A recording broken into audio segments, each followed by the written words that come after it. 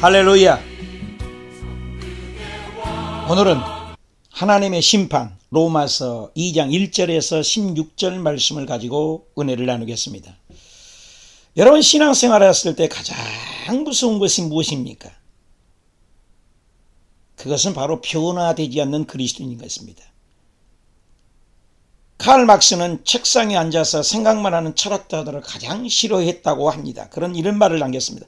게으른 철학자들은 단지 세상을 서로 다른 방법으로 해석하기만 한다. 그러나 진짜 중요한 것은 세상을 변화시키는 것이다 라고 말을 했습니다. 해석의 차원에서만 본 것이 아니라 바로 변화의 차원에서 봤다는 것입니다. 오늘날 가장 교회에서 힘들게 하고 하나님의 불가항력적인 복음의 능력을 받고도 변화가 힘든 사람이 어떤 부류입니까? 바로 오래 묵은 그리스도인입니다. 어쩌면 목사인 제 자신이 가장 변화가 힘들 수도 있습니다.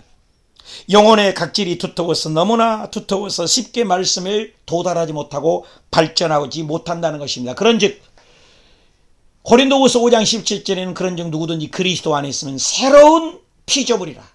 이전 것은 보라, 지나갔으니 보라 새 것이 되었다 있는데 변화가 힘들다는 것입니다. 바울은 로마서 1장에서 바로 유대인들의 죄악, 즉 원죄와 자범죄가 모두 이방인들에게 있다라고 이방인들의 죄를 논리를 펼치고 있습니다. 오늘 읽었던 2장 1절의 말씀을 보면 바로 1장에서는 이방인들의 죄냐, 그런데 2장에 와가지고는 바울은 하는 말이 있습니다. 이방인들이 있는 죄가 바로 유대인 너희들에게도 있다. 읽을까요? 2장 1절. 그러므로 남을 판단하는 사람아. 누구에게 대한 거예요? 이스라엘이죠. 누구를 막론하고 내가 핑계하지 못할 것이다.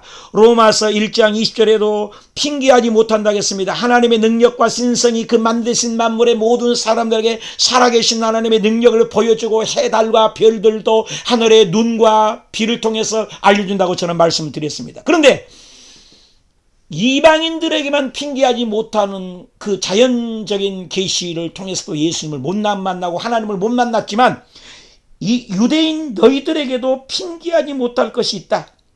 남을 판단하는 너희들아, 네가 정죄하느냐 판단하는 내가 같은 일을 행한다. 같은 일을 행한다. 이방인들에 있는 죄가 너도 같은 일을 행한다. 아주 굉장한 얘기하겠습니다. 2장 2절 볼까요? 이런 일을 행하는 자, 이런 일을 행하는 하나님의 심판을 진리대로 되는 줄 우리가 인정하나. 이런 일을 행하는 자, 이런 일을 행하는 자. 계속이죠. 판단하고도 같은 일을 행하는 사람아, 내가 하나님의 심판을 피할 줄로 생각하느냐?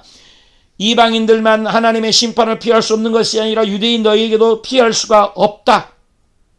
용납할 수 있는 지혜를 줬는데 4절 볼까요? 혹 내가 하나님의 인자하심이 너를 인도하여 회개하게 하심을 알지 못하며 그의 인자하심과 용납하심과 길이 참으심으로 풍성함을 너희는 멸시했다. 기회를 줬는데 이방인들의 죄의 지적질만 하고 유대인 너희들에게도 죄가 있다. 이것이 바로 의인 의식이라는 것입니다. 덤덤한 신앙, 사제의 은총에 감격이 없는 신앙. 아, 김 집사님이 저 말씀을 드려야 되는데, 박 집사님이 저 말씀을 드려야 되는데, 아, 내 남편이 내 아내가 누가 들어야 되는데 남에게만 적용하기가 참 쉽다는 것입니다. 진짜 믿음은 뭡니까? 나를 변화시키고 내 죄를 바라봐야 된다는 것입니다. 여러분 그거 아십니까? 찔림을 받을 때 베드로가 설교할 때 예루살렘의 백성들이 어떤 반응을 보였습니까? 그래 맞다. 제사장들이 회개해야 한다. 그래 맞다. 바리새인들이 회개해야 한다고 했습니까? 아닙니다. 그런 마음이 찔려 가로되 우리가 어찌할꼬 내가 어찌할꼬 우리가 어찌할꼬 내가 어찌할꼬 하면서 말씀 앞에서 자신의 죄를 울부짖고 통곡하기 시작했습니다. 그리할 때 사도 베드로는 명확하게 그들을 지적했습니다. 너희가 회개하여 각각 예수 그리스도 이름으로 세례를 받고 죄사함을 받으라.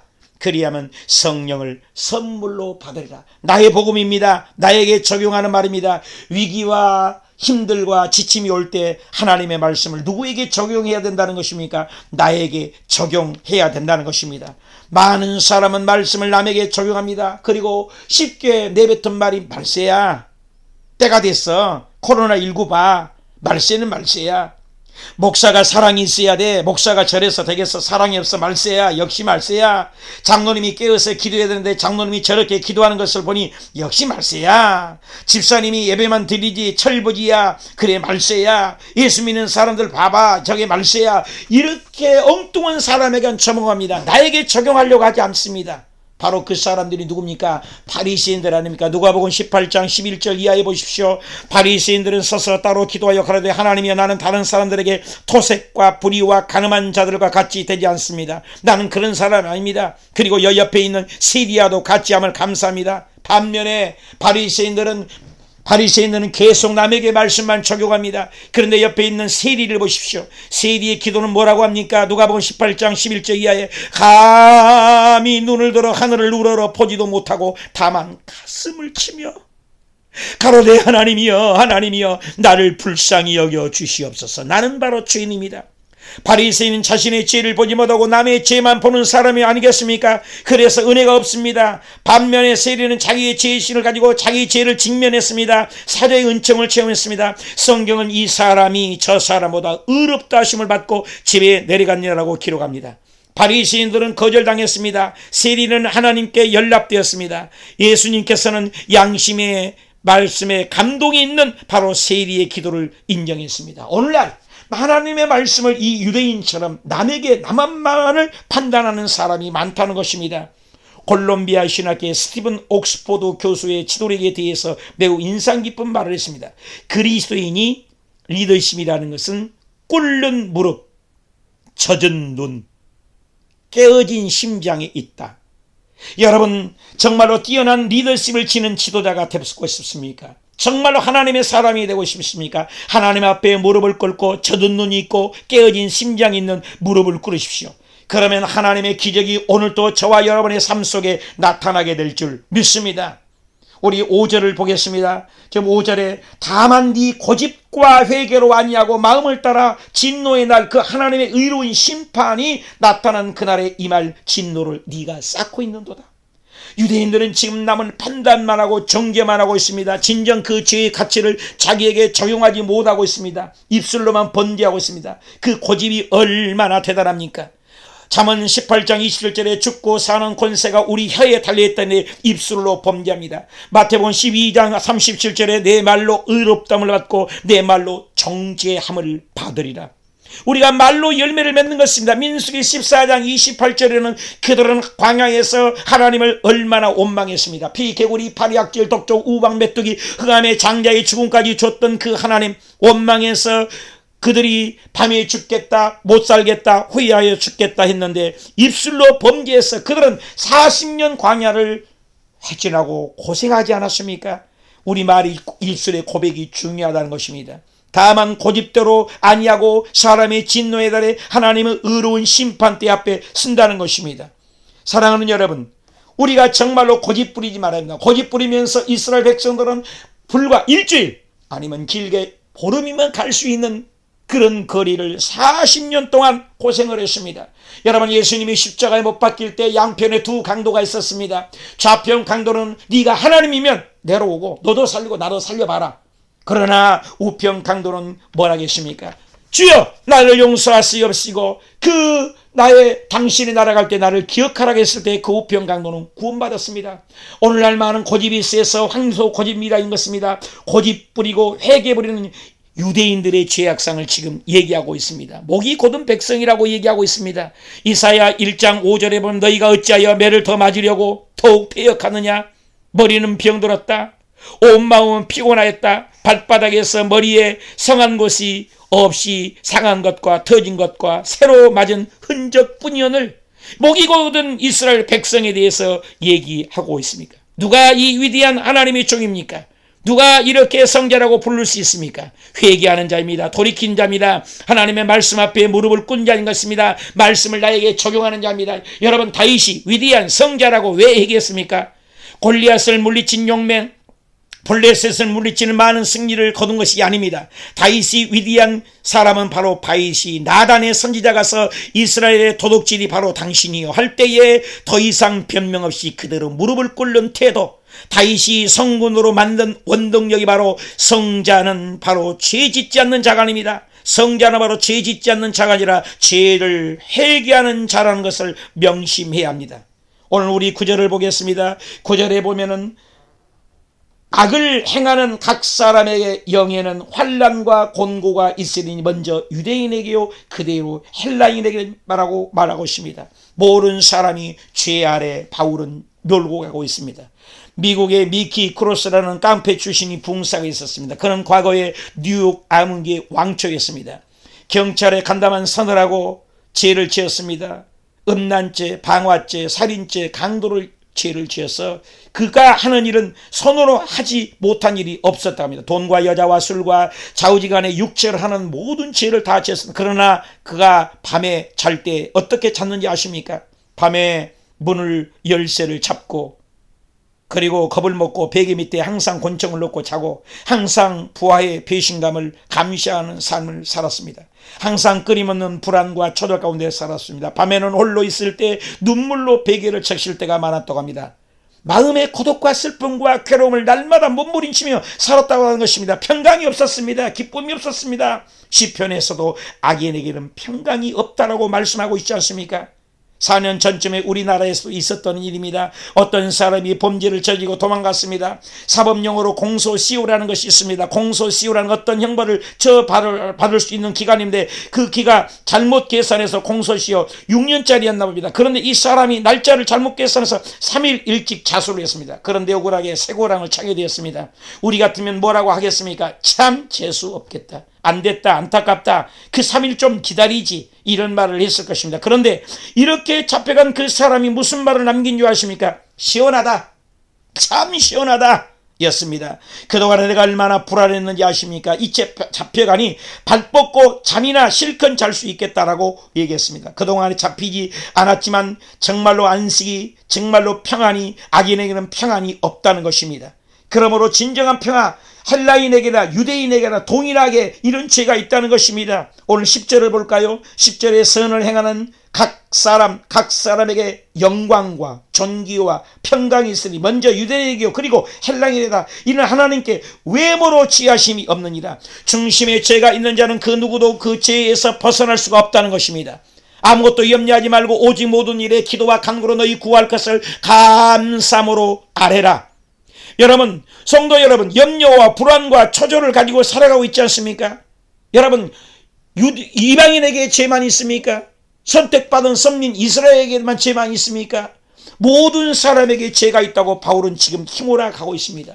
율법으로 로마서 12장 12절을 봅시다. 무릇 율법 없이 범죄한 자는 또한 율법 없는 자는 율법 없이 망하고 율법 있는 자는 율법 있게 망한다는 것입니다. 우리 12절 보겠습니다. 무릇 율법 없이 범죄한 자는 또한 율법 없이 망하고 무릇 율법이 있고 범죄하는 자는 율법으로 말미암아 심판을 받으리라. 하나님 앞에서 율법을 듣는 자가 의인이 아니요 오직 율법을 행하는 자라 의롭다 하심을 얻으니라. 율법 없는 이방인의 본성으로 율법 일을 행할 때는 이 사람은 율법 없어도 자기에게 율법이 되니 이런 일은 그 양심의 증거가 되어 그 생각들이 서로 혹은 고발하고 혹은 변명하며 그 마음에 새긴 율법이 행위로 나타나니라. 곧 나의 복음이 이른 바와 같이 하나님 예수 그리스도로 말미암아 하나님의 은밀한 것을 심판하는 그날이라.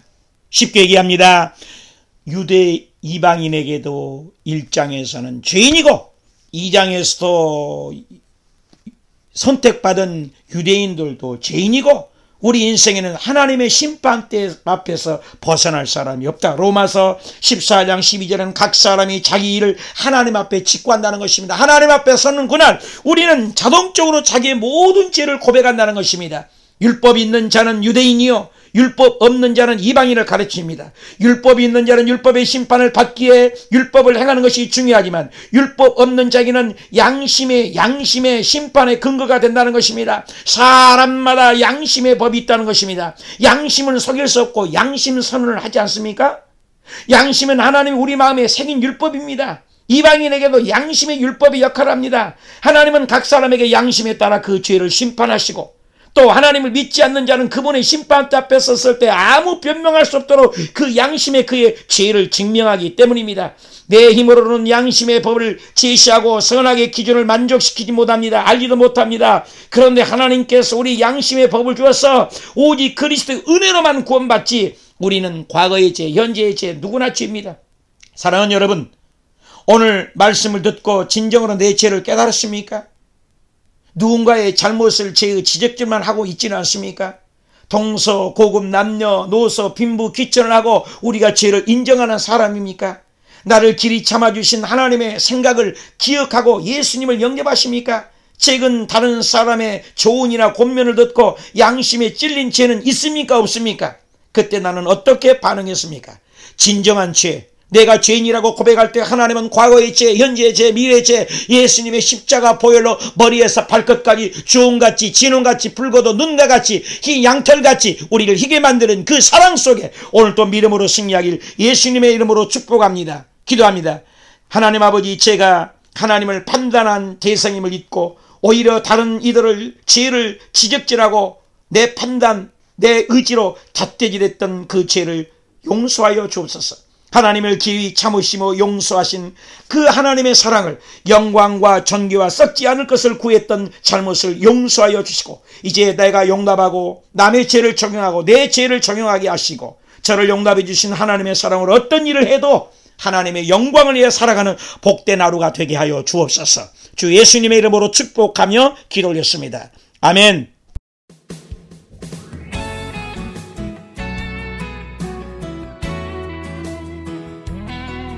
김정성 목사입니다. 안녕하세요, 김경아입니다. 네, 오늘 교회 행전은요, 경기도 파주시에 위치한 순복음 호수교회를 찾아왔습니다. 네, 순복음 호수교회가 정말 호수 옆에 있어서 호수교회인지 다른 심오한 뜻이 있는지 담임 목사님을 만나 뵙겠습니다. 네, 목사님 안녕하세요. 안녕하세요, 목사님. 반갑습니다. 반갑습니다. 목사님, 교회도 아름답지만 주변도 너무너무 아름다워요. 좋으시겠어요. 우리 순복음 호수교회를 좀 소개해 주셨으면 좋겠는데, 짧게 한 문장으로 소개한다면 뭐라고 할 수 있을까요?